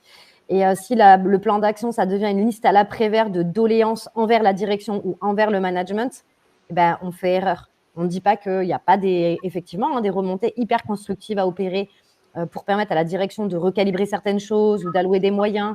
Et parfois, on a des managers qui font tout ce qu'ils peuvent, mais qui n'ont pas la bonne posture ou qui n'ont pas les bonnes pratiques. OK. Mais il faut absolument qu'une grande partie des actions, pour ne pas dire la majorité des actions, soient des actions qui soient opérables de la part des personnes qui sont directement concernées. C'est cette fameuse marge de manœuvre qu'on va venir chercher chez l'individu. C'est ce pouvoir d'agir aussi qu'on peut réveiller. Et culturellement, en France, c'est assez compliqué parce qu'encore une fois, on a l'habitude de déporter à l'extérieur la responsabilité de ce qui nous arrive quand ça ne va pas. Quand ça va bien, c'est jamais grâce aux autres, par contre. Et on a tendance, du coup, en faisant ça, à donner le pouvoir à l'extérieur de la façon dont on vit le travail. Et en fait, on est plein de ressources tout à fait insoupçonnées, chacun et chacune les uns à côté des autres. Et ces espaces de dialogue dont tu parles permettent vraiment aussi d'aller chercher les petites pépites dans notre boîte de Pandore personnelle et de se rendre compte que, en fait, on a beaucoup plus de potentiel pour prendre soin de soi et prendre soin des autres qu'on ne l'aurait imaginé. Et ça donne du sens aussi de donner des idées, de participer à la construction de ce qui pourrait aller mieux. Et en fait, effectivement, chacun a des bonnes idées. Moi, je trouve qu'on ne donne pas assez la parole à tout le personnel parce que qui mieux que le personnel ou les équipes sait ce qui est bon pour eux.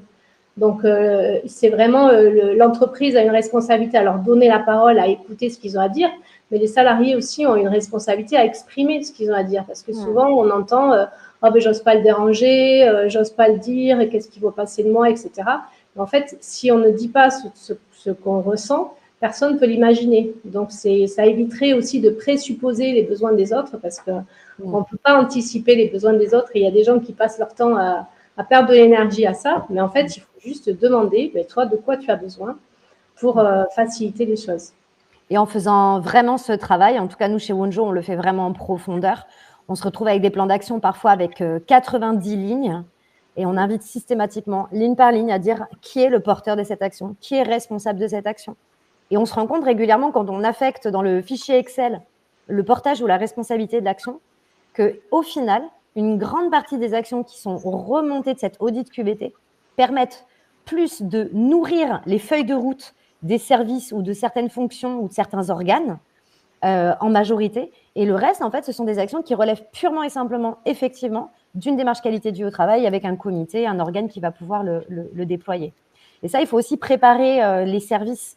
Je pense à la direction des ressources humaines, la direction générale, le CSE, la ligne managériale, les préparer au fait que oui, il y a des choses qui vont remonter qui sont de leur ressort à eux. Il n'y aura pas que des actions périphériques et qu'il va falloir une forme d'équilibre entre les deux. En tout cas, voilà, un audit profond en QVT, on va vraiment aller regarder les sujets, donc ça peut aussi effectivement déborder de l'image qu'on peut avoir au tout départ de la QVT. Et il y a beaucoup de personnes qui ont vraiment ce profil à vouloir multiplier les casquettes et avoir ce côté humain aussi, d'aller voir les gens, de discuter avec eux et de mettre en place des choses dans l'entreprise. Service après-vente à QVT, bonjour, c'est anniversaire. Bonjour Martha. Oui. Ah oui, les sociétés familiales, oui. Oui. Ah ben oui. Ah ben on va demander ça. Oui, Martha, elle nous dit quid des sociétés familiales qui ont tendance à ne pas vouloir trop que la parole s'exprime. Alors bon, moi j'entends ce que vit Martin et je suis absolument désolée qu'il ait pu être confronté à titre personnel ou pas, mais à ce type de situation. J'aurais tendance à éviter la généralité, les entreprises familiales et un manque de liberté de parole. En tout cas, nous, de notre expérience, il y a autant de paroles tues dans une grande boîte industrielle complètement déshumanisée que dans une TPE du fin fond du Tarn. Nous, on est dans le Tarn. Le fait d'avoir une parole libre, c'est un état d'esprit, c'est une posture, c'est une culture. Pour moi, c'est pas ça ne peut pas être directement lié au fait que ça soit familial.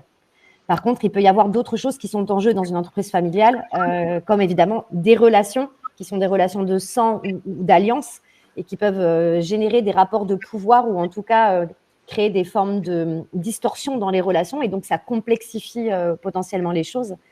Mais ça serait intéressant de savoir qu'est-ce qui diminue ce sentiment de liberté selon vous et qui est en lien avec la culture familiale. Si jamais Isa elle a 1000 trucs à dire aussi, si vous voulez répondre dans le chat, on rebondira. Non, effectivement, je ne pense pas que ce soit qu'une raison de facteur familial, mais en tout cas, c'est toujours ce qu'on disait aussi, c'est les personnes ont peur de libérer la parole parce qu'ils ont peur d'avoir que du négatif et vraiment de prendre toute la responsabilité. C'est pour ça que faire appel à un cabinet extérieur qui est neutre, bienveillant, ça permet aussi de faciliter ces échanges et de le faire dans un cadre complètement sécurisant au niveau psychologique et puis bienveillant et s'assurer que chacun soit vraiment responsable de ce qu'il dit et prenne aussi sa part de responsabilité parce que dans la relation, c'est toujours 50-50. Hein, donc, on a toujours envie de dire c'est la faute de l'autre, mais voilà, on est tous à 50% responsables de la relation. Bon, en tout cas, une question qui nous a plongé dans du très, très concret.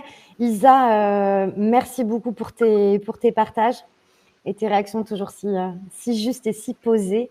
Je te remercie de laisser ta place à l'intervenante suivante, à Sonia. À bientôt, Isa.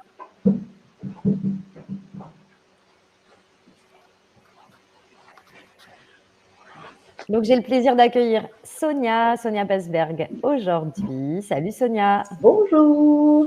Bonjour Marco, bonjour à toutes, à tous. Bonjour.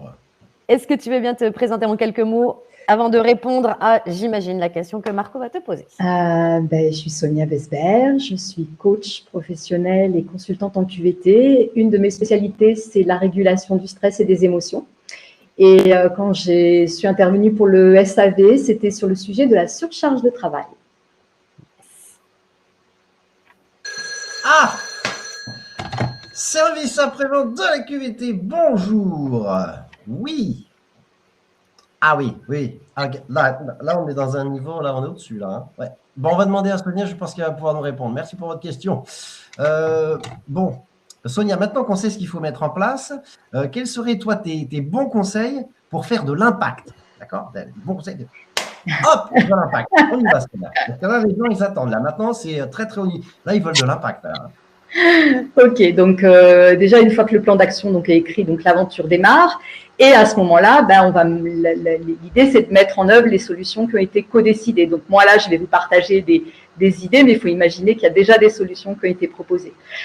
Pour moi, ce qui est important de se rappeler, c'est que la QVT, c'est un sentiment de bien-être au travail.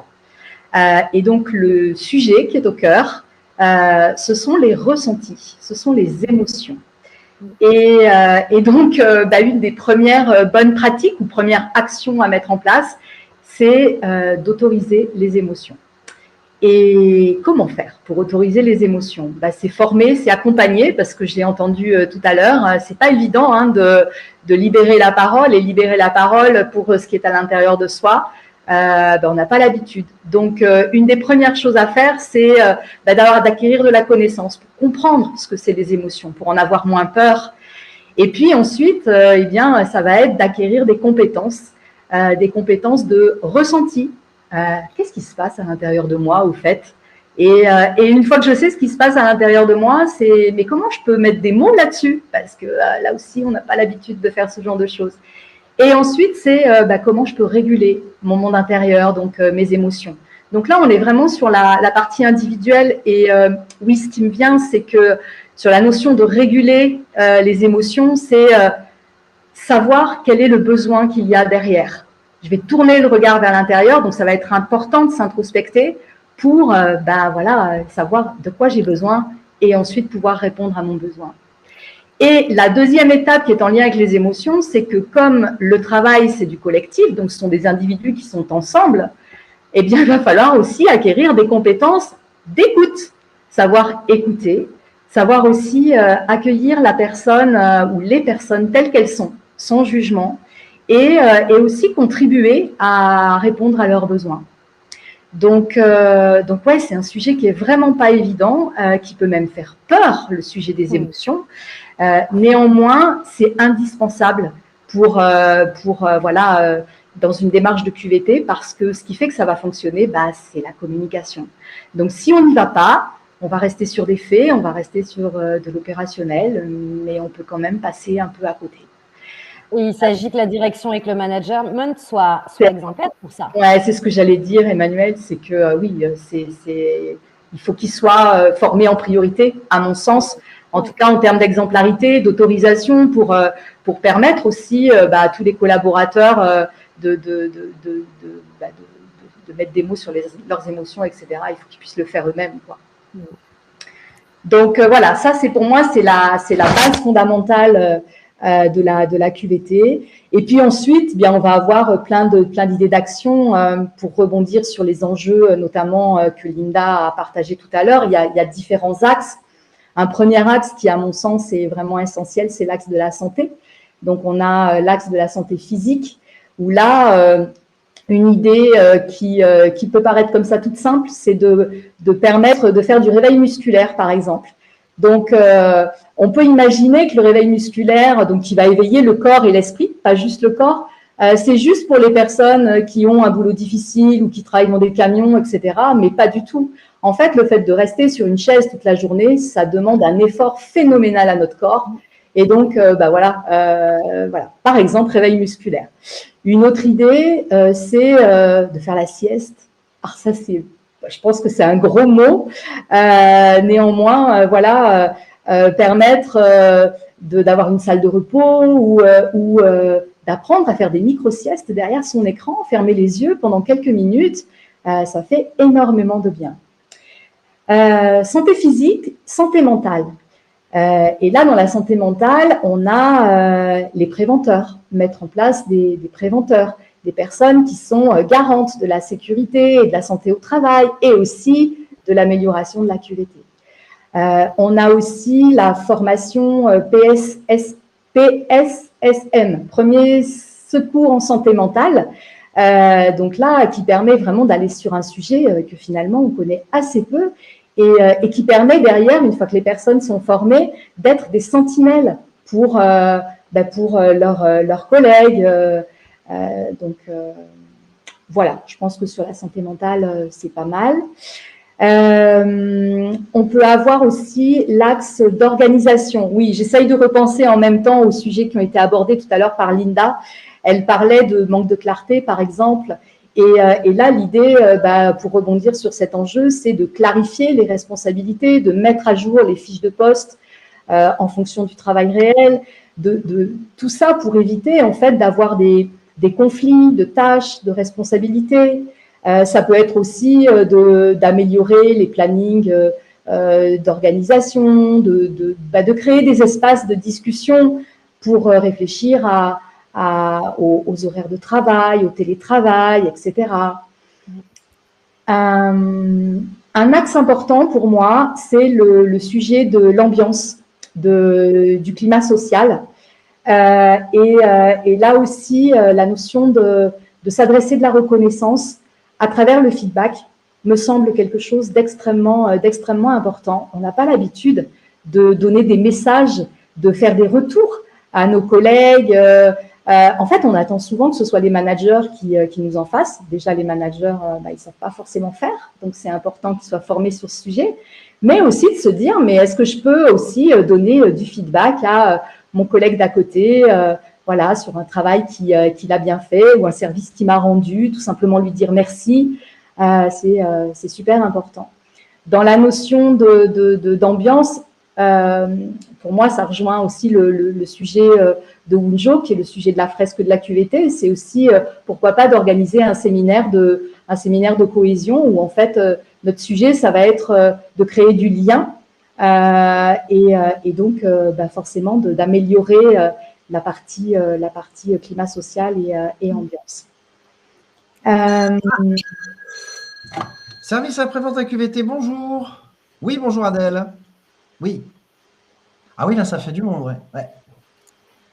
On va demander tout de suite. Oui, Adèle nous pose une question. Comment on peut faire pour mettre tous ces bons conseils en place, mais vraiment dans les grosses structures, 1500 salariés ou des sociétés multisites? C'est plus compliqué. Bah, c'est plus compliqué. En tout cas, d'un point de vue quantitatif, il y a un facteur multiplicateur puisqu'il y a un grand chiffre qui est annoncé et un grand nombre de collaborateurs. Et ces 1500 personnes, elles sont dans une grande entité qui est elle-même découpée en unités plus moyennes et ensuite plus petites. Nous, on aime beaucoup à rappeler chez Wonjo que notre expérience du travail, elle est extrêmement liée à notre unité de travail, c'est-à-dire au métier qu'on exerce au sein d'une équipe, donc d'un petit collectif de travail. Et comme le disait tout à l'heure Laurence, et puis Linda l'a aussi reprécisé, le principe d'une démarche qualité de vie au travail, c'est d'aller fonctionner par expérimentation sur des petits périmètres. Donc, on peut parfaitement commencer sur une petite équipe. Nous, ça nous arrive souvent. On travaille pour des multinationales et on va s'occuper d'une équipe de 60 personnes, par exemple, d'un service en particulier qui va avoir ses propres, un environnement de travail tout particulier, peut-être une mission professionnelle très particulière aussi, bien sûr.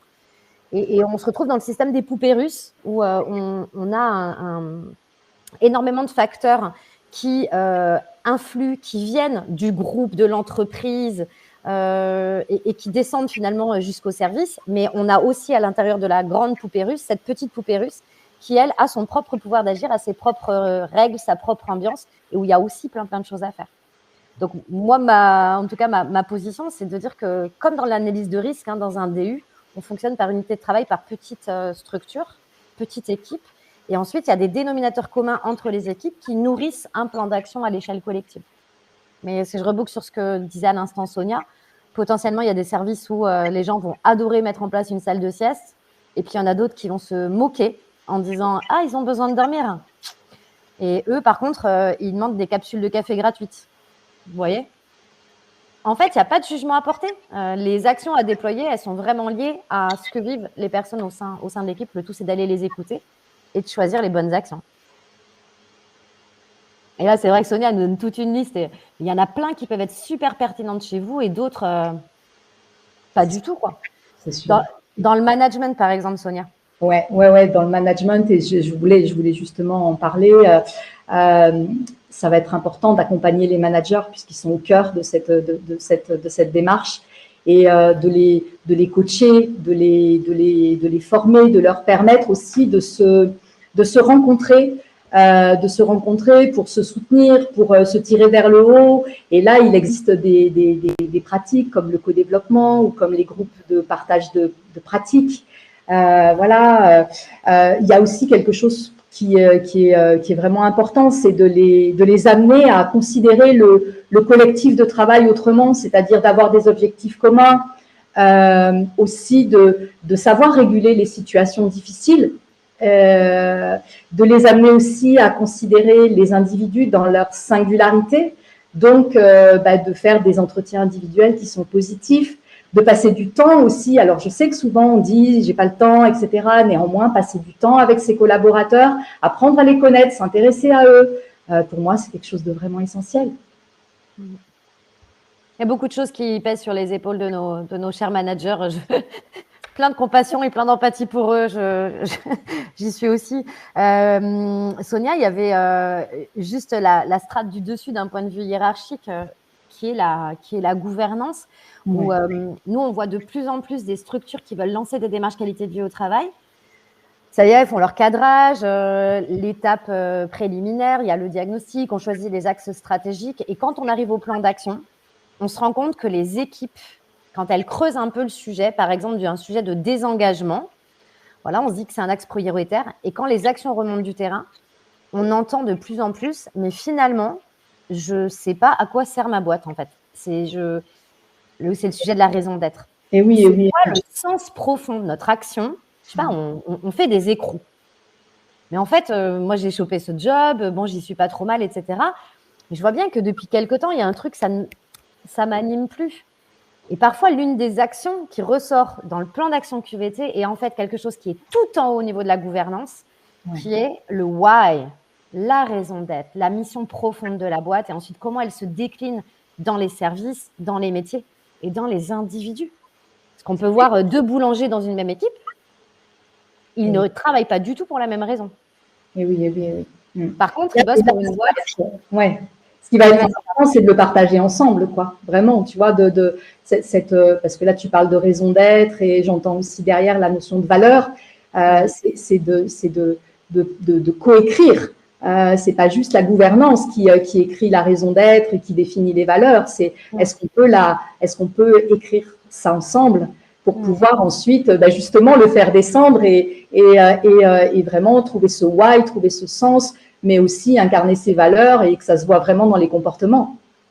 Ouais, c'est ça. Sortir du joli affichage avec 4 mots merveilleux, mais comprendre vraiment ce que ça veut dire. En ce moment, on est une sollicitation sur 2, on est sur des conflits, en fait, sur des problématiques de relations.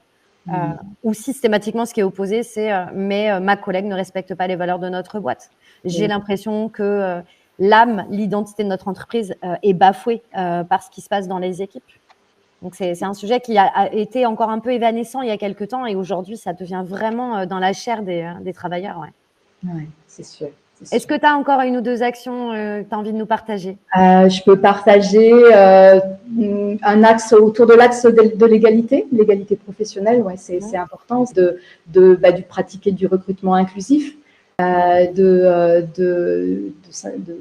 recruter des personnes qui sont par exemple éloignées de l'emploi. Ça peut être un axe intéressant. Et puis aussi de créer un espace de discussion sur l'inclusion pour pouvoir réfléchir ensemble plutôt que une fois de plus, décider tout en haut et que ça ne corresponde pas forcément en bas. Voilà. Je vais attraper ce message-là pour conclure ton intervention sur la notion d'inclusion, d'inclusivité.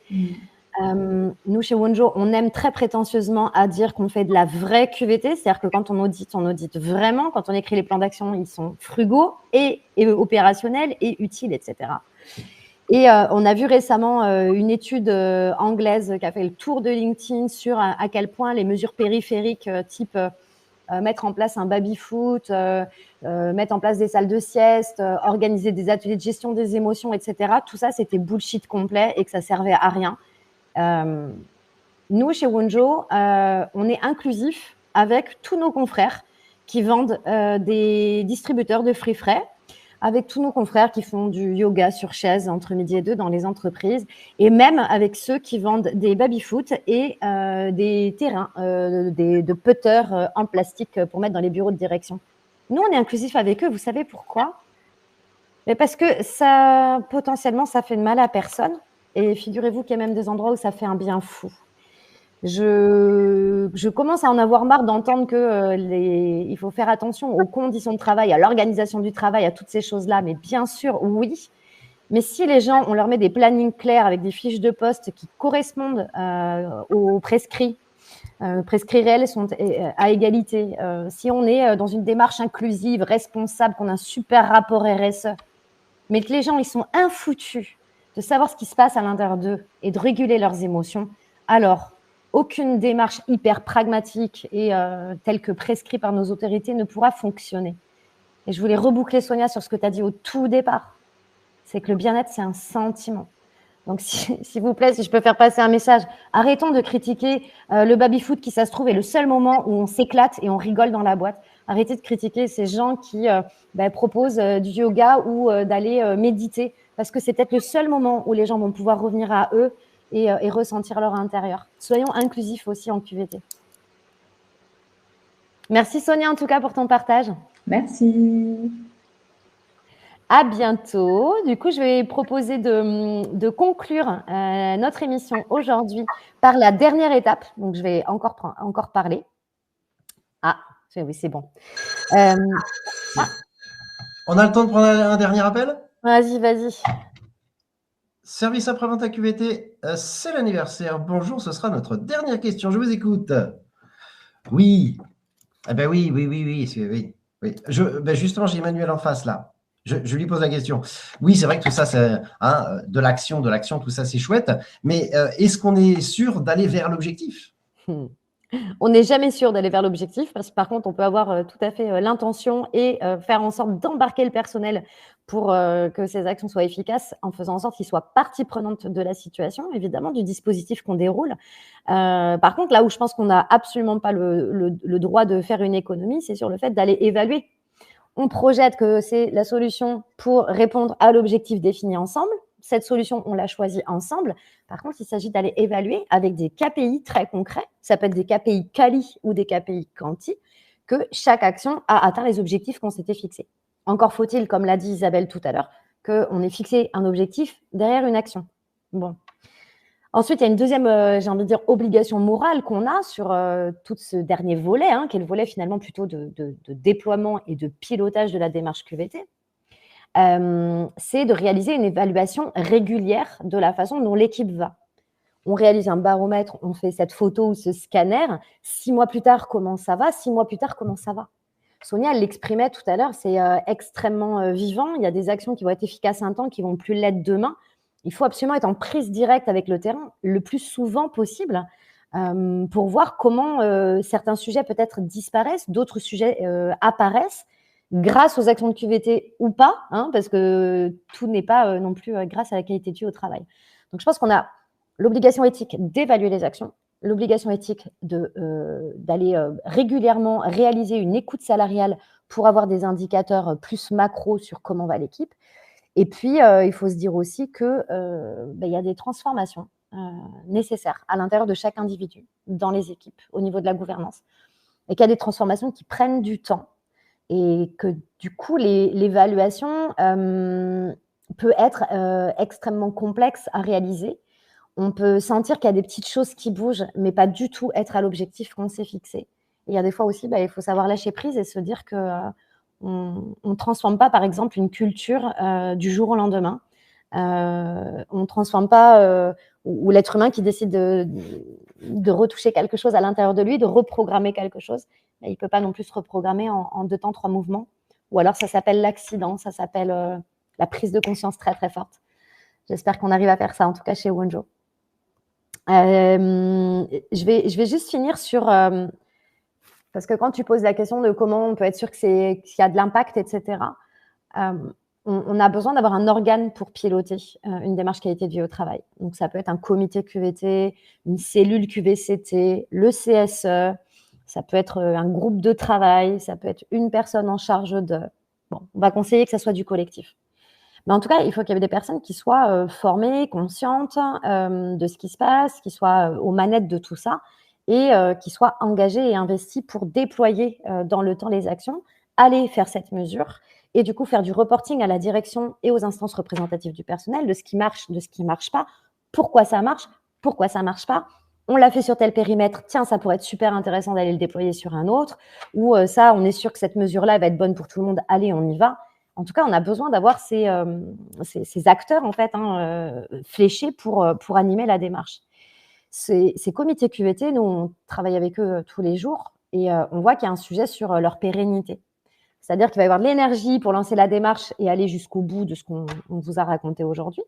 Mais par contre, les membres du comité QVT diminuent au fur et à mesure, où il y a une forme de désengagement, de lassitude qui peut opérer. Il faut absolument, si demain vous mettez en place une démarche QVT et qu'il y a cet organe, veillez à ce que chaque membre du comité QVT vive une expérience positive, hyper positive, enchanteresque, j'ai envie de dire. Parce que c'est merveilleux de faire partie d'un groupe de travail où tous les métiers sont représentés, où la parole est libre et où notre sujet, c'est de prendre soin de l'humain, prendre soin de sa capacité à se sentir bien et à bien faire son travail. Donc, je crois qu'il y a un soin tout particulier à amener à ce qui se vit au sein d'un comité QVT. Faire en sorte de comprendre aussi que comme sa composition est vivante, nécessairement, il y a des gens qui vont s'en aller, il y a des personnes qui vont venir. Donc, il va falloir les inclure, ces personnes-là, les onboarder, voire même les former pour que tout le monde soit au même niveau. Et puis, ce comité, il faut absolument qu'il ne devienne pas une énième instance hors sol dans la boîte et vraiment garder du lien avec le terrain, du lien avec le personnel, garder leur embarquement, les rendre acteurs, célébrer les réussites avec eux, parce que ce n'est pas le comité qui est le grand vainqueur de la situation, ce sont les équipes quand ça se passe bien. Et le comité QVT, modestement, il a piloté la petite démarche et recette magique qui a permis d'eux, mais sans les équipes, ça ne pourrait pas fonctionner. Je pense que c'est important aussi pour que ce comité soit pérenne, vraiment de garder le lien avec la gouvernance, valoriser le retour sur investissement, remercier aussi des gestes humanistes qui ont pu être faits. et prendre soin aussi de la gouvernance, de jamais les oublier, de se dire qu'eux aussi, ce sont des travailleurs et des travailleuses. Et toujours garder en tête que sans eux, ça serait aussi beaucoup plus difficile. Bien, et bien moi je vais aller célébrer ces 1 an du SAV de la QVT. Où ça? À la cantine, hein, la QVCT, la qualité de vie à la cantine au travail. Robert, champagne. Mousseux, je prends. Hein. À bientôt les amis, prochain SAV. Bon apéro, merci beaucoup Marco. Merci à toutes et à tous d'avoir été avec nous aujourd'hui sur ce format un petit peu plus long d'1h30. J'espère que vous serez repartis avec des réflexions, des pistes d'idées, peut-être très opérationnelles. Merci à mes collègues, à mes 5 collègues d'avoir été avec moi aujourd'hui. On a pas mal de rendez-vous qu'on peut vous proposer avec Wunjo dans ces prochains jours. Je vous donne les dates qui s'affichent ici sur votre écran, avec un webinaire sur la déprogrammation de nos croyances limitantes, animé par Anne Berthoud. Je ne veux plus être un mouton. Au travail, je veux être une licorne. On commence à prendre la parole un peu fort chez Wunjo. Sans parler du 17 juin, où nous nous retrouverons pendant 1h30 et où c'est moi qui vais l'animer, ce webinaire-là, où on va parler de la différence entre QVT et QVCT. Et on va vous expliquer pourquoi nous, chez Wunjo, on n'utilise pas cet acronyme. On va essayer de vous l'argumenter, mais surtout de parler de choses très, très concrètes. Et puis, on aura un dernier rendez-vous avant l'été, le 21 juin, pour parler du rôle des CSE en matière de QVT, puisque c'est quand même techniquement leur métier de préserver l'intégrité des travailleurs, en tout cas d'être en dialogue avec la direction sur ces sujets-là et de prendre soin des conditions de travail. Et il y a des belles grandes confusions qui opèrent. On aura Monique qui viendra nous en parler. Voilà, écoutez, je pense qu'on a fait à peu près le tour des sujets du jour. Je vous remercie beaucoup d'avoir été avec nous aujourd'hui. N'hésitez pas à nous laisser un commentaire, une petite évaluation. On aime s'améliorer, on aime les feedbacks, on les considère comme constructifs. Donc, merci à vous de nous aider à grandir. Ma collègue Manon vous a écrit dans le chat pendant 1h30. Vous pouvez nous envoyer des petits mails. On n'a pas vos coordonnées. On a juste vos pseudos qui s'affichent. Donc, si vous avez envie de rentrer en contact, avec grand plaisir. Si tant est que vous nous laissiez vos coordonnées. Voilà, je vais vous passer le petit générique pour vous dire au revoir. C'était les 1 an du SAV de la QVT. Au plaisir de se retrouver bientôt.